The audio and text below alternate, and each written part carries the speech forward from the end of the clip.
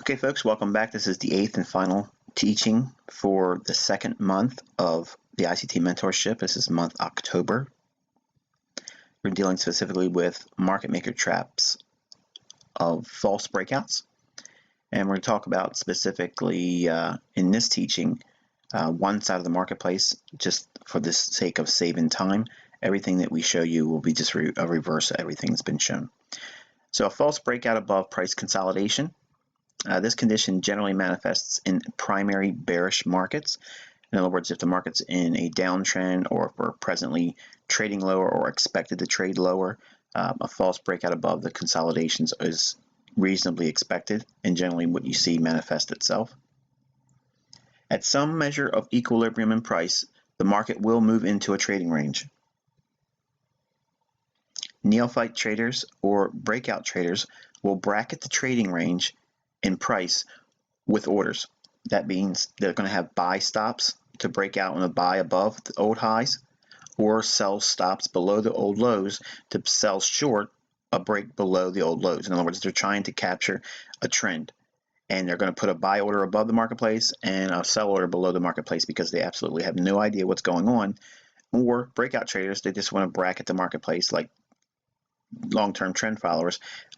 They don't mind taking a lot of losses with the hopes of eventually catching a large trade.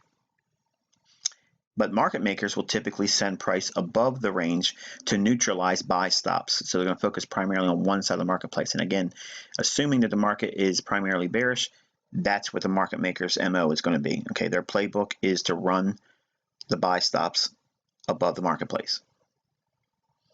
Now, a false breakout below price consolidations is obviously the opposite. This condition generally manifests itself primarily in bullish markets, and at some measure of equilibrium in price, the market will move into a trading range. Neophyte traders and or breakout traders, again, will bracket the trading range in price with orders, again, looking to focus on buying on a breakout or selling short on the breakout. They're not privy or astute enough to know what direction. They just simply want to react to whatever the market gives them in terms of breaking out above or below. But the market makers will typically send price below the range to neutralize the sell stops.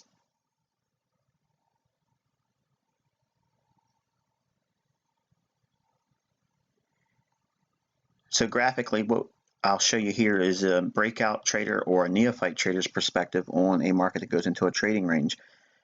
Above the old high or recent high, they will have buy stops for long breakout traders. And anyone that would be short, obviously, their buy stop would be resting above that high. And below the lows, there would be sell stops for long traders and sell stops for short breakout traders. In other words, they want to capture a move that would hopefully continue going for a long period of time lower. They would like to get short on weakness. And obviously bulls would like to be, when they're breakout traders, they want to be buying on strength. They think by breaking out above an old high, their buy stop would trip them into a long position, and their belief is that they're going to hopefully capture a long-term trend up.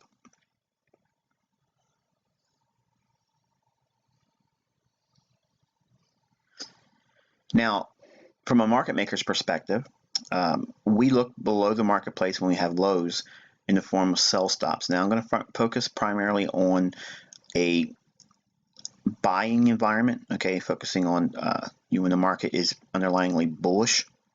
Everything that I show you here would just be reversed for when the market's bearish, okay, just to save time. When the market breaks below the consolidation, those sell stops are used to pair long orders. Now, who's buying those sell stops? It's smart money. But what types of orders rest above here?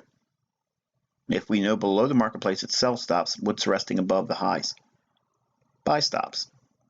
So naturally, as the market moves away from those sell stops being ran out below the consolidation, they're going to expand price. Think of oct8 now. They're going to expand price up to the liquidity above the old high. So those buy stops are going to be used to pair long selling. In other words, they're going to scale out their long positions or take some profits.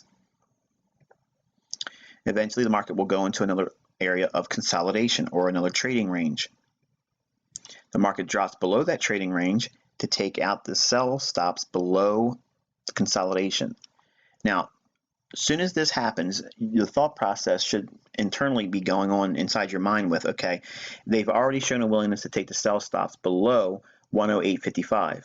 Now they've rallied price above the 109 big figure. We've retraced a little bit, okay? So if they are taking the market below this short-term consolidation, they're probably going to run the price higher. So where would those objectives be? What's resting above that old high? Buy stops. So if they're taking the market below a consolidation, and our understanding or expectations is the market is bullish, they're taking the market below the consolidations to run sell stops out. The only reason why they're going to want to do that is to absorb those sell stops to be counterparties for their longs. When they are long, when smart money's long, how do they look to exit their positions and book a profit or hedge? They have to get out in a place where there's willing participants to buy. Buyers are always above the highs, either in the form of a buying breakout or buy stops on short positions. That's where the liquidity is. Remember that market paradigm shift that's been spoke about in this mentorship? Well, we're talking about it here again, just using it in terms where you can see how it's applicable in price. Price runs above that old high, and now we have two areas at which the market makers have booked long positions. So now they're pricing in a buy model. So as the market moves higher, okay, they're going to liquidate some of their positions to hedge, and they're also going to liquidate positions that those traders on the bank level are actually speculating for profit. So this is how they actually take their trades and put them on, and how they scale them off, where they're placing their entries and where they're placing their limit orders to get out with a profit. But what's over here? What rests above that? Remember I showed you in the first month of this mentorship in September, specific things to look for. Clean highs and clean lows. Well, there's an area right over here that have clean highs. Above from where we're showing right now, after that 109.15 level has been hit, there really isn't much in way of liquidity voids or pulls that would be of much of interest, except for those stops right above those equal highs. As you can see, price expands.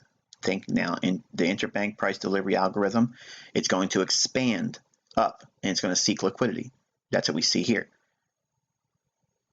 Then what happens? Price invariably will go back into a consolidation. Now, what's the underlying condition of the marketplace? It's bullish. Why? Because they keep taking price below and then rejecting that, absorbing the sell stops and expanding price higher. Is there any reason to suspect that price could go higher? Look at the price action you see here. You see anything that jumps off at you? If it doesn't, we'll come to it as we move forward in this example. But we have a consolidation in here. Our reasonable expectation would be to see price seek the sell stops below the consolidation. Price does in fact go below the consolidation. What's above this old high? Liquidity. Now, do we always look at the old high, or what do we look for? Do we consider the wicks? We can, but primarily all the volume is seen in what? The wicks or the bodies? The bodies of the candles. So the body of the candles has the most volume, so the liquidity is going to rest above it. So if they took the stops out below the 108.95, they're going to look to run price higher in the form of 109.40 or higher. But initially we had that short-term consolidation. The buy stops resting above that. they could scale off a position right there. And the next objective would be 109.40. As you can see, 109.40 is swept, moving just above the bodies of the candles. Note the way that the orders are stacking higher each time. When they buy, they're buying a little bit higher each time, and they're working their orders in and still offering opportunities to scale off and profit.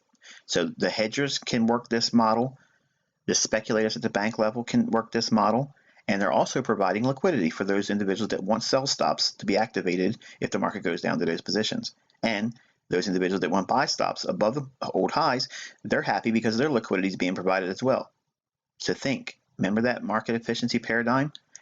You have to think like a market maker. Now we have a larger trading range.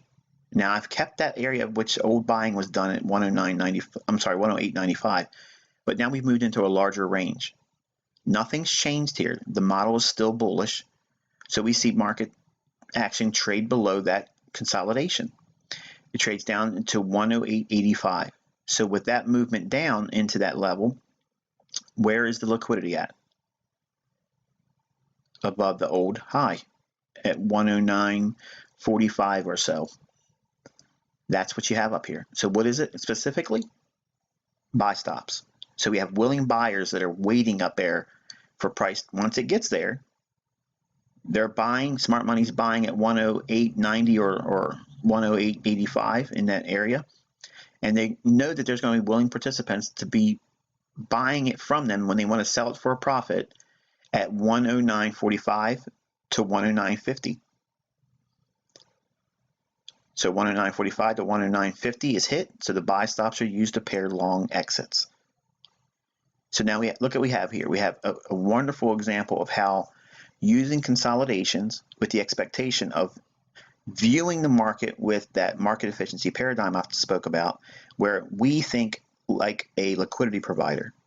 We can still speculate, we can still hedge, we can still make a profit using the same model. It answers all of the problems as it relates to trading, but specifically it offers the answer to liquidity providing. Buy stops are activated and they're actually given the ability to be effective, and sell stops are the same way. So what the market makers do, we can vilify them. We can say, oh, those rascals, they did this to me, they did that to me. Okay, but what they're doing is their job. They're providing liquidity. The absence or lack of understanding that traders have, they attribute that as those guys, they did it to me. And they usually misappropriate that to their broker. But what it is the market maker is providing liquidity. And if you understand how the market seeks liquidity, that's the number one driver in price action. The market will always seek liquidity. And where is the most recent area of liquidity that's been untapped with the least of resistance getting to it? And that will give you the directional bias when you're a trader. But when you see markets go into consolidation and you have an underlying directional premise, or you arrive at one based on studying the market like this, you can quickly ascertain trade setups and signals will jump off the chart at you by way of looking at it like this. Again, we have to look at price with that market efficiency paradigm. We do not look at it as give me a buy and a sell. Okay, think like the market maker. If you had complete control of price, where would you drive price at to allow other traders to get in and at least facilitate their trades? And at least, whether they're right or wrong, that's not the problem here. Where's the buyers and where's the sellers at? And if we look at the market in this scope, in this perspective, we'll know that we'll always have buyers above old highs and we'll always have sellers below old lows. So if we know that that's where liquidity rests, all we have to do is discern whether or not does the market want to seek the buyers or does it want to seek the sellers.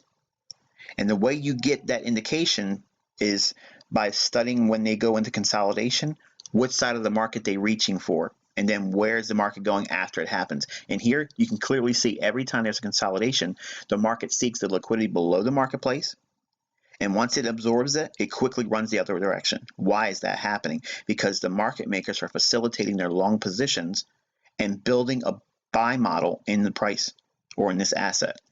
So we can expect to see every time the market goes below these consolidations, these movements below it are always going to be viewed in our eyes as a false breakout. So the false breakout that would trip up traders otherwise or knock them out of profitable positions if they would have been remaining long, we can view the marketplace with the market efficiency paradigm, seeing it as a provider of liquidity, see it just in the same scope or perspective as a market maker does, and then we're suddenly in line with the market maker. We're not beating the market maker. We're not trying to outsmart the market maker.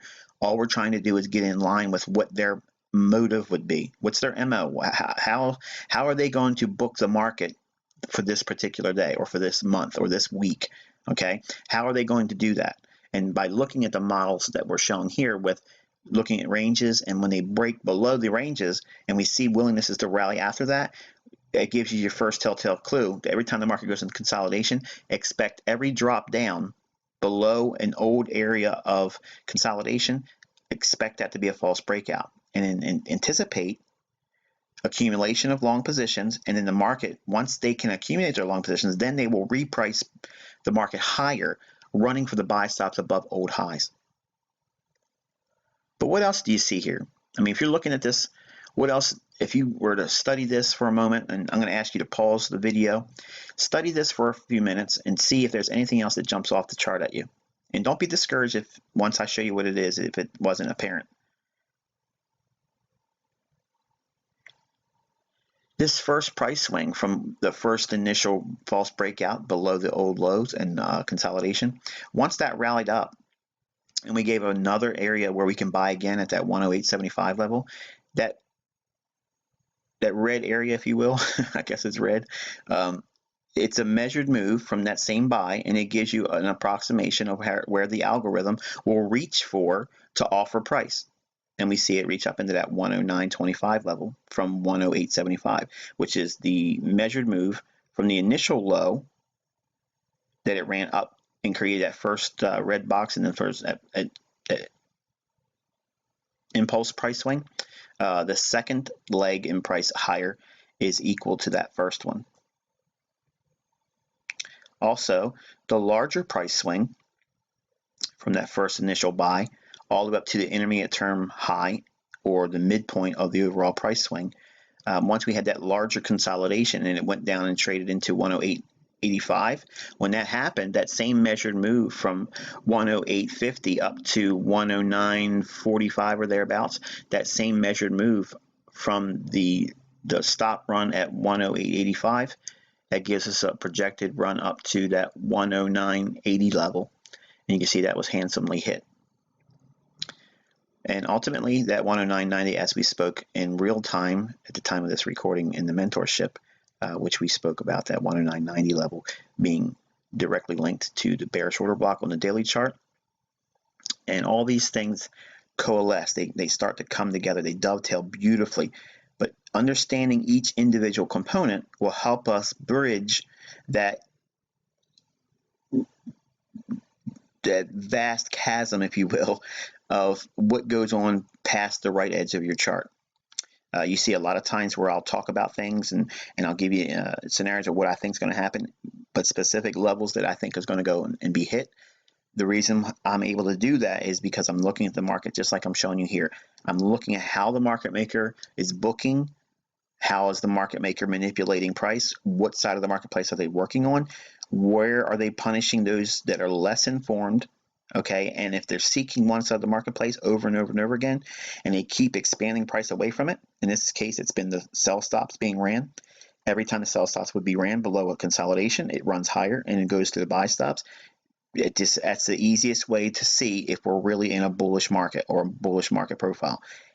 It's not as easy as everyone says with the textbooks where you draw a trend line, it's sloping up, and just every time it touches the trend line you buy. No, you got to look at where the orders are going to be residing, and it gets back to that market efficiency paradigm.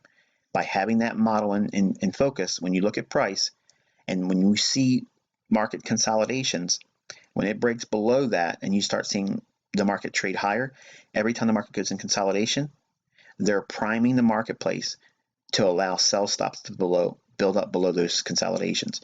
And obviously what we've shown here was just for a buy side. If everything was reversed and we were seeing consolidations and the market rally up, taking the buy stops out and then quickly running lower and then moving into a new consolidation and then market running higher, running the buy stops and accelerating, going lower again, everything would just reverse itself in terms of everything we've explained here. So I hope this has been insightful to you. I look forward to our third month in the mentorship. So get your notebooks ready because there's going to be a lot more information by way of price action, and we're going to be focusing in on detailed concepts that has been shown in the free mentorship, free members area on my website and on the videos, but all the gaps that I left in that free area of teaching, I'm going to fill that in as we go forward. So with that, guys, I wish you good luck and good trading.